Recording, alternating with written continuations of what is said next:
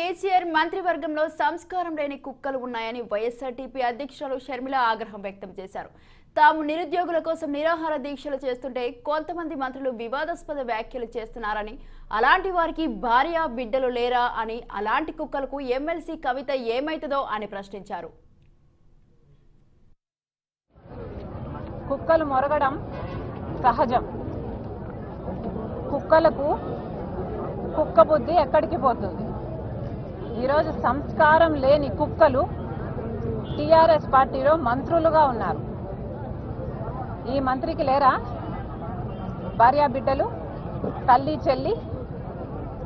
ఈ కుక్కకు కవిత గారు ఏమైతారో మీరు అడగండి.